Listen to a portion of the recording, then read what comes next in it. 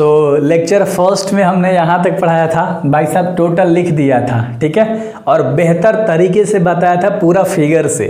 और आज दूसरा लेक्चर है और आज भी हम लोग बहुत सारी चीज़ें जानने वाले हैं, क्लियर है। ध्यान से देखिएगा, हम लोग पढ़ने वाले हैं लघु बीजाणु, है ना, वहीं यार जनन, क्या यार तुम सब, चलो बेहतर तरीके से सबसे पहले इस टॉपिक का हम लोग तैयार करते हैं। ध्यान से देखिएगा, है ना, लघु बीजाणु जनन जो होता है वो क्या होता है। कह रहा है कि प्राग मातृ कोशिका से लघु बीजाणु बनने की प्रक्रिया लघु बीजाणु जनन कहलाती है। और ये सवाल तुम्हारे 2 नंबर में आते हैं, याद रखना, ये सवाल आपके 2 नंबर में पूछे जाते हैं, याद रहेगा। चलो एक बार और देख लो कि प्राग मातृ कोशिका से लघु बीजाणु बनने की प्रक्रिया लघु बीजाणु जनन कहलाती है ना। आसान था, सुन के ही याद हो गया होगा। अब छोटा सा इसमें पॉइंट और बना सकते हो, एक लाइन छोके कि पुष्प के बनने के समय जब पुंकेसर बन रहा होता है, जब पुष्प बनता है तो उससे पहले पुंकेसर तैयार होता है पंखुड़ी टाइप से। तो जो पुंकेसर बन रहा होता है तो इसकी लघु बीजाणु धावनियाँ जो होती है वो बीजाणु जनन उत्तक पाए जाते हैं उसके अंदर में, क्लियर है। इन बीजाणु जनन उत्तक में प्राग मातृ कोशिकाएं होती हैं, जिसको हम पीएमसी बोलते हैं। तो ऑब्जेक्टिव में कहीं कहीं पीएमसी करके देता है भाई साहब। तो याद रखना, ये जो चीज़ें बता रहा हूँ ये बहुत हाई लेवल से पढ़ा रहा हूँ, मतलब पूरा एनसीईआरटी निचोड़ कि आपके एग्जाम में सवाल कहीं नहीं फंसने वाला अगर तुमने यहाँ से पढ़ लिया। सिंपल बायो, आप बहुत जगह पढ़े होगे बायो, मानता हूँ भाई, है ना। ये देख लो, ये दे रखा है जो पुंकेसर निकलता है तब जाके फिर बड़ा सा फिर से पंखुड़ी तैयार होगा, क्यों, याद है ना। अड़हुल के फूल तो देखिए वाला अड़हुल। चलो अब यहाँ पर ध्यान से देख लो, ध्यान से कह रहा है कि प्राग मातृ कोशिकाओं पीएमसी में अर्धसूत्री विभाजन से 4 अगुणित लघु बीजाणु, है ना, बनते हैं, जो एक साथ एक ही भीति में व्यवस्थित होते हैं, मतलब एक ही के भीतर व्यवस्थित होते हैं, जिसे लघु बीजाणु चतुष्क कहते हैं। याद रहेगा, इंग्लिश में बोलते हैं इसको टेट्रेड, क्या बोलते हैं, टेट्रेड, क्लियर है। लघु बीजाणु चतुष्क की भीति कैलोज नामक कार्बोहाइड्रेट से बनी होती है। और ये सबसे इंपॉर्टेंट सवाल अब तक का VBI में पूछा जाने वाला सवाल है, याद रखना। एक बार और बोलते हैं, लघु बीजाणु चतुष्क के भीति कोलेज नामक कार्बोहाइड्रेट से बनी होती है। तो पूछेगा कि लघु बीजाणु चतुष्क किससे बना होता है, तो कोलेज नामक कार्बोहाइड्रेट से बना होता है। और अच्छे से ये चीज़ याद रख लेना, है ना। ज़्यादा लड़की लोग बायो लेती हैं तो ज़्यादा लड़की लोग वीडियो शायद देख रही होंगी। अच्छे तरीके से आपको करना है, क्लियर तरीके से सारी चीज़ें करनी है। जितनी चीज़ें करा रहा हूँ दिमाग में होनी चाहिए, या नोट्स बनाओ, क्लियर है। या बाद में एग्जाम से पहले अगर 1 शॉट देख रहे हो तो भाई तुम्हें तो पछतावा हो ही रहा होगा कि कहिए से चैनल कहाँ था, हाँ, इतना डिटेल तरीके से। और उसके बारे में थोड़ा सा एक और छोटा सा पॉइंट है, मैं क्यों छोड़ूँ, हर पॉइंट को बताऊँगा।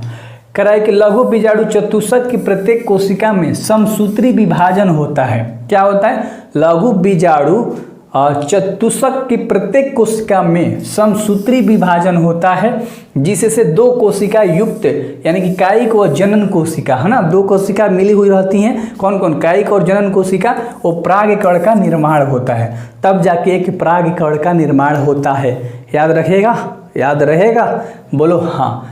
लघु बीजाणु चतुष्क के प्रत्येक कोशिका में समसूत्री विभाजन होते हैं, जिससे 2 कोशिका युग्म जो कायिक और जनन कोशिका परागकण को बनाते हैं, है ना, निर्माण करते हैं। तो परागकण भाई बनता है 2 चीज़ों से मिलकर, कायिक और जनन कोशिका से, है ना। चलो ये याद हो गया होगा। अगर हम लोग आगे बात करें परागकण का स्फुटन, है ना, dehiscence of the pollen grains, ध्यान से देखिएगा इस टॉपिक को।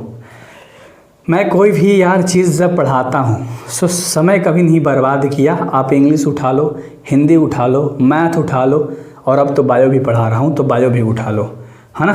देखो परागकण का स्फुटन, है ना, ध्यान से देखना होता है क्या है लाडलो। परागकोश से परागकण का बाहर निकलना स्फुटन कहलाता है। लो 1 नंबर का सवाल है, 1 नंबर का सवाल है, 2 नंबर में कभी कभी पूछ देता है, 2 मार्क्स, याद रख लेना। परागकोश से परागकण का बाहर निकलना स्फुटन कहलाता है है ना, यह निम्न प्रकार से होते हैं, जैसे पराग कोश की टेपिटम व मध्य परत जिसको मिडिल लेयर बोलते हैं ये नष्ट हो जाता है ना।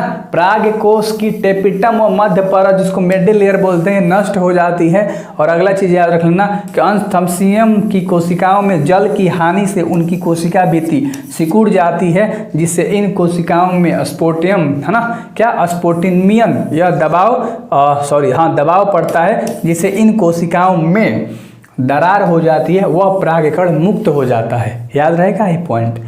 अंतस्थंसियम की कोशिकाओं में जल की हानि से उनकी कोशिका भित्ति सिकुड़ जाती है। कोशिका भित्ति जो होती है वो बिल्कुल सुकड़ सी जाती है, क्लियर है, जिससे इन कोशिकाओं में स्टोमियम पर दबाव पड़ता है, जिससे इन कोशिकाओं में दरार हो जाती है एवं परागकण मुक्त हो जाते हैं। क्लियर है लाडलो।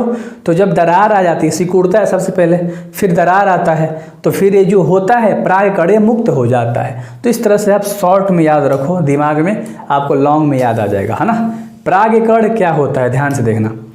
परागकण क्या होता है, परागकण क्या होता है, पोलन ग्रेन्स क्या होता है, और ये भी सवाल तुम्हारे 2 मार्क्स में चांसेस बहुत ज़्यादा होते हैं, तुम्हें देख के ही लग रहा होगा। यह नर युग में कोदित मेल गैमेट्स होता है, मेल गैमेट्स सॉरी, ठीक है। यह नर युग में कोदित होता है, यह गोलाकार तथा इसका व्यास 25 से 50 mm होता है ना। क्लियर है। तो ये सवाल का आंसर अच्छे से याद होना चाहिए। कह रहा है कि परागकण में 2 भित्तियाँ यानी कि 2 लेयर होती हैं जिनको चोल कहते हैं। इंग्लिश में क्या कहते हैं, चोल। परागकण में 2 भित्तियाँ होती हैं यानी 2 लेयर होती हैं जिन्हें चोल कहते हैं। पहला होती है ब्रह्मचोल एक्सिन और दूसरा होती है अंतचोल यानी कि इंटिन। और ये ऑब्जेक्टिव में भाई पूछता है ना, ऑब्जेक्टिव में ये पूछता है ऑप्शन के अकॉर्डिंग। अगला देख लो, सबसे पहले ब्रह्मचोल पार्ट आया हम लोगों का। तो ब्रह्मचोल होता क्या है, यह बाहरी भित्ति यानी आउट लेयर है, यह कठोर व स्पोरोपिलीन की बनी होती है। अब दे देगा कि बताओ बाबू ब्रह्मचोल किसकी बनी होती है, तो कठोर व स्पोरोपिलीन की बनी हुई होती है, उसे हम ब्रह्मचोल कहते हैं। और स्पोरोपिलीन क्या होता है, स्पोरोपिलीन एक कार्बनिक पदार्थ है जो उच्च तापमान, अम्लों और क्षारकों के प्रति अधिक प्रतिरोधी होता है। इसका पाचन करने वाला एंजाइम अभी तक खोजा नहीं गया है जो इसे पचा सकता है, ऐसा एंजाइम अभी तक खोजा नहीं गया है। तो आपको स्पोरोपिलीन भी पता चल गया, ब्रह्मचोल भी पता चल गया। क्लियर क्या होता है ना। मज़ा आ रहा होगा अब तो भाई साहब, है ना। अब तो मज़ा आ रहा होगा कि हाँ भैया बायो में तो मज़ा आ रहा है। एक और पॉइंट है इसका, ध्यान से देखना। कह रहा है कि ब्रह्मचोल असतता होती है, इस पर कुछ छिद्र पाए जाते हैं जिन्हें जनन छिद्र कहते हैं। इस पर स्पोरोपिलीन अनुपस्थित है। क्या है मतलब इसमें प्रेजेंट नहीं होता है, वो क्या होता है, स्पोरोपिलीन। याद रखना। क्लियर है, तो अच्छे से याद रखना है पॉइंट। अगला है अंतचोल इंटिन, है ना। एक्सिल हम लोगों ने जान लिया, ब्रह्मचोल। अब दूसरा है अंतचोल। ये क्या होता है, ध्यान से देखिएगा। यह आंतरिक भित्ति यानी इनर लेयर होता है, अंदर वाला जो भित्ति होती है, अंदर वाला जो लेयर होता है वो होता है। यह पतली व सतत होती है यानी कि बिल्कुल कंटिन्यूअस लगातार होते जाती है, ठीक है। यह सेलुलोज और पेप्टिन की बनी होती है।